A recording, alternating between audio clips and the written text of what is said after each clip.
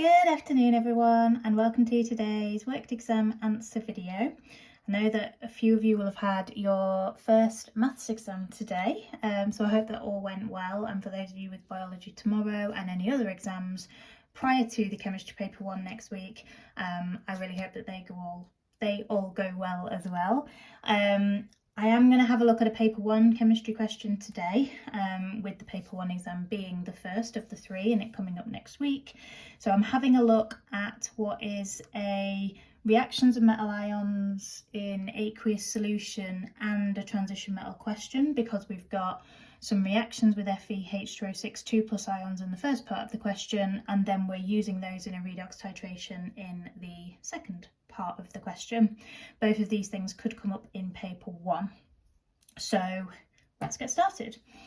First of all, we are told that a green solution, which they've called X, is thought to contain Fe-H2O6 2+ ions, and the 2+ is important. Now we can test for the presence of these ions by reacting separate samples of solution X with aqueous ammonia and aqueous sodium carbonate. Write equations for each of these reactions and describe what you would observe. So the reason why it's important that we pick up that it's Fe2+ is because the 2+ ions of Fe and Cu react differently from the +3 ions of Fe and Al with sodium carbonate. So just be careful that you've read the charge on the complex ion correctly. Ammonia is going to be acting as a base in this reaction. The ammonia is going to take protons away from separate water ligands until the overall complex has no charge, is neutral, because at that point it will precipitate out of the solution and the ammonia will take no more protons. So we're going to start with the ammonia, and we're going to start with our Fe-H2O6 2+, and if the ammonia is going to take protons from separate water ligands until we have a neutral overall complex, when a water ligand loses a proton, it will become an OH- ligand, a hydroxide ion ligand, which will bring the charge down by 1 for every time we do that. So we need to do that twice in order to cancel out the +2 charge. So we're therefore going to need 2 ammonias, and you can always balance the ammonias at the end if that works better for you. And then that is going to give us 4 water ligands, and then those 2 OH- ligands. And I don't really know why I wrote the minus in there, because I definitely should not have done that. And then because they are both negative and the ion has an oxidation state of +2, that is neutral as my overall complex. And then the 2 ammonias that have gained 1 proton each will become ammonium ions, so we're going to get 2 NH4+.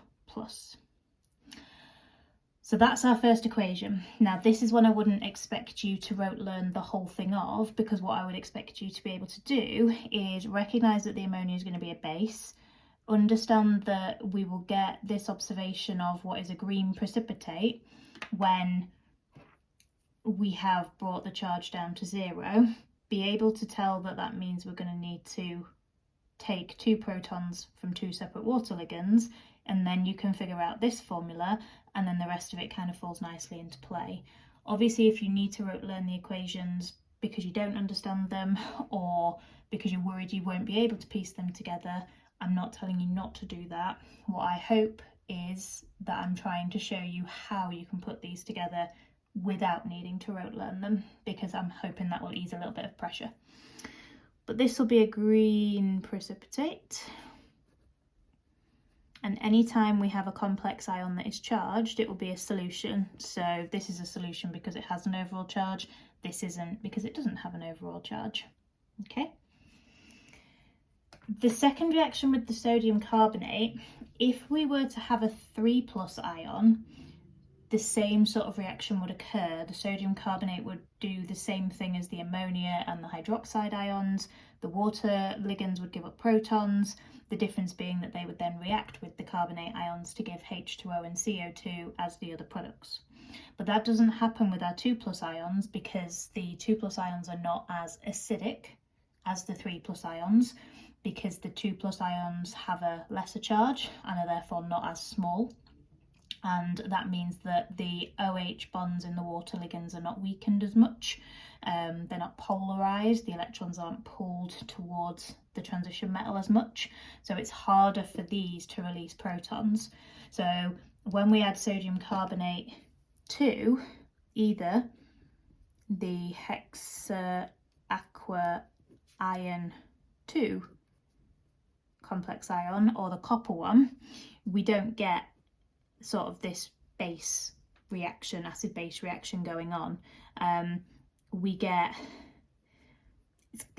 it is substitution, but they're not going to ask you to ever name this type of reaction. And the reason why I'm a bit hesitant to say substitution is because with this topic we're probably thinking ligand substitution, and it's definitely not that. But we are swapping the 6 waters, which are acting as ligands in the initial complex, with a carbonate ion. This is just now a normal ionic compound, iron 2+ ions, carbonate 2- ions, giant ionic lattice, that sort of deal. Okay, which is why I'm a bit nervous calling it substitution, but you can see that that is what we've done. We've swapped the water and the carbonates round. Because this is an iron 2 carbonate, then this will also be a green precipitate. And everything in relation to this topic regarding iron 2 will be green.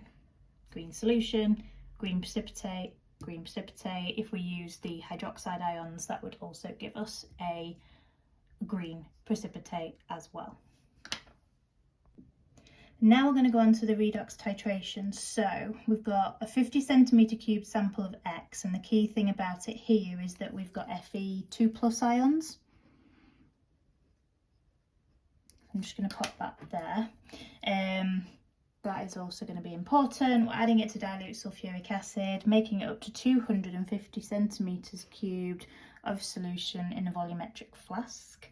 And we're then using 25 centimetres cubed of the sample from the volumetric flask, and we are titrating it with a 0.0205 mole per decimetre cube solution of potassium manganate.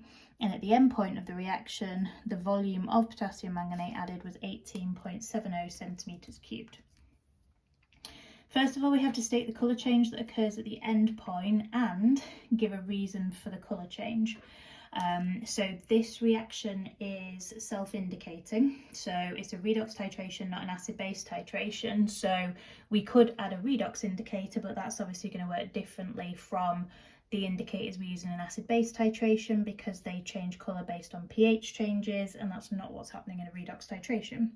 But we don't need to add a redox indicator here, because the potassium manganate, the manganate ions that we start with, and the product of that reduction is the Mn2+ ions, and they are actually different colours.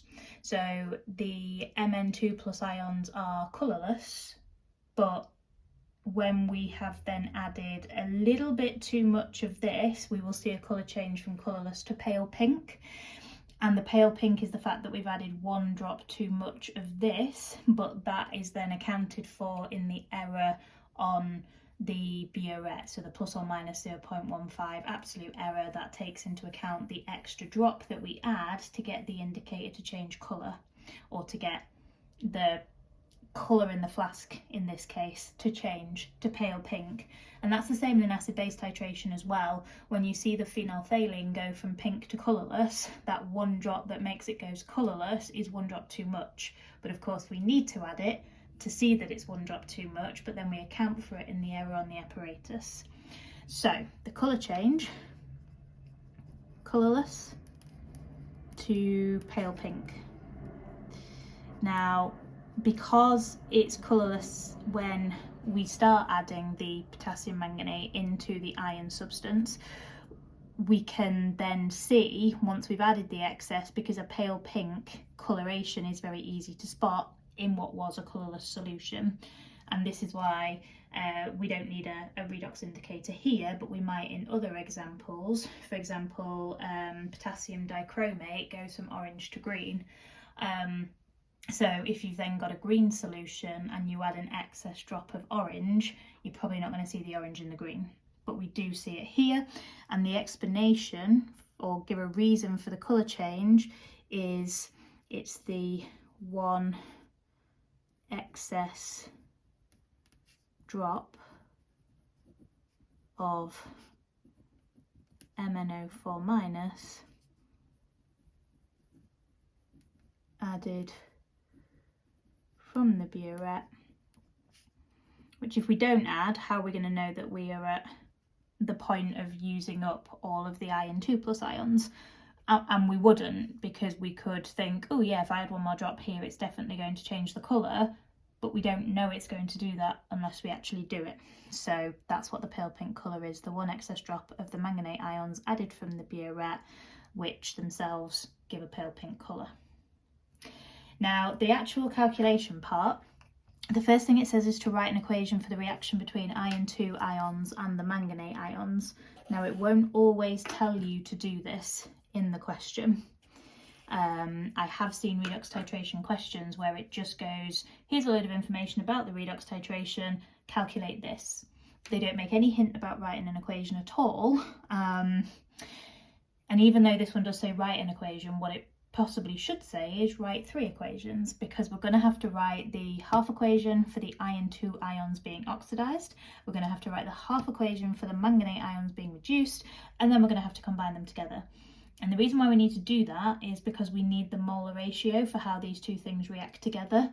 And yes, you could just rote learn the redox equation, but again, what I'm hopefully showing you is that you don't need to rote learn the redox equation so long as you remember what the iron 2 ions get oxidized to, which is fairly straightforward because it's going to be Fe3+ ions, and what the manganate ions get reduced to, which is our Mn2+ ions.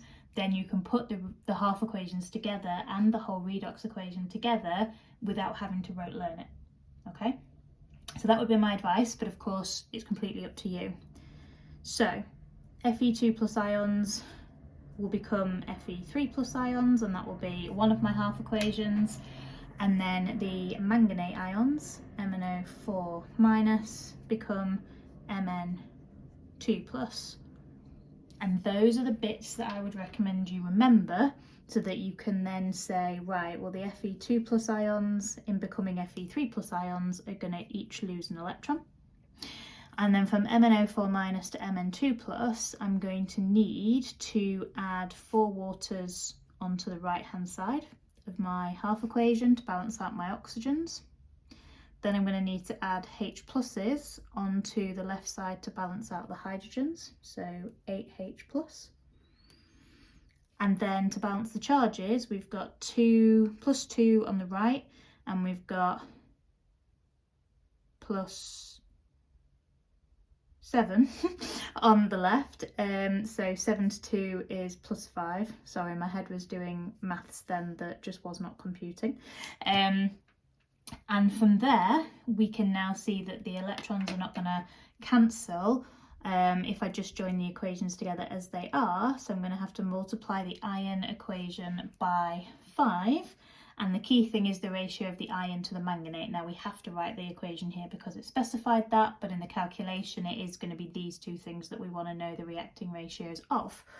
So 5 lots of Fe2+ plus MnO4 minus plus 8H+. Of course the electrons will cancel, and that's going to give me 5 Fe3+, Mn2+, and 4 waters. And again, the electrons have cancelled. So that is the equation that you get a mark for, and you only get 1 mark for it, even though we've had to write 3 equations, unless, like I say, you just rote learn that. Won't be my way of doing it, but if that's the way you want to go, obviously do it. What we're actually trying to calculate here is the concentration of iron ions in the original solution X. X. So in that 50 centimetres cubed sample of solution X, what was its concentration? Okay. Now, as with all sort of titration calculations, we're probably going to be working backwards. So the last piece of information we were given was the volume of the potassium manganate, and the penultimate piece of information was the concentration of the potassium manganate. So that is going to enable us to work out the moles of potassium manganate. So 0.0205 times by 18.70 over 1,000 to put it into decimeters cubed, and that is then going to give me the moles of the manganate ions, 3.83 times 10 to the minus 4. And then this is why we needed to do this whole equation business, because we can then see that the ratio of the manganate ions to the iron ions is 1 to 5. So therefore, to get the moles of Fe2 plus in the 25 centimetre cube sample, we're going to have to times the moles of the manganate by 5, which gives 1.92 times 10 to the minus 3 moles. And I know that's in 25 because it was a 25 centimetre cube sample from the volumetric flask that was then titrated with that manganate. So that would have gone in the conical flask, measured out using a pipette, and then the potassium manganate was in the burette. So I then like to write that it's 1.92 times 10 to the minus 3 moles in 25 centimetres cubed. And then we can look back and see what volume they made it up to in the volumetric flask, which you might think is always 250, but not necessarily, so do check. I've seen a couple of different examples to that. Now, if we've used 25 centimetres cubed and have this many moles, in the original 250, we're going to have 10 times as many moles because we've only used a tenth of the solution. So therefore I can times my number of moles by 10, which is going to give me 1.92 times 10 to the minus 2 moles in the 250. And then we now have the moles in that original solution, and we have the volume in that solution. Now, this is the moles in the whole 250, but of course it's also going to be the moles in the 50 because we had 50 centimetres cubed of dilute sulfuric acid, and that is not bringing any more iron ions, and then we're going to use distilled water or deionized water, I presume, to make it up to the 250. So that many moles of Fe2 plus ions can only come from the Fe2 plus ions that were in that 50 centimetres cubed. So when we now want to get the concentration is equal to moles over volume. The volume that we're going to be using is the 50 centimetres cubed here, because that's where all the moles were initially of solution X. That's the concentration we're trying to find out.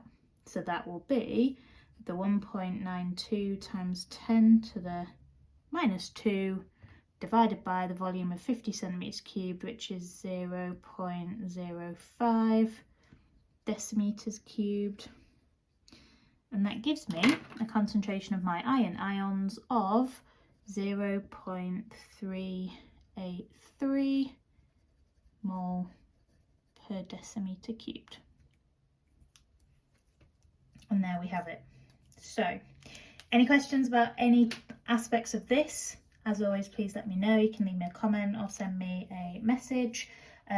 If you've got similar sorts of questions that you want me to address, again, please just let me know, perhaps which paper they're from, which question number they were, etc.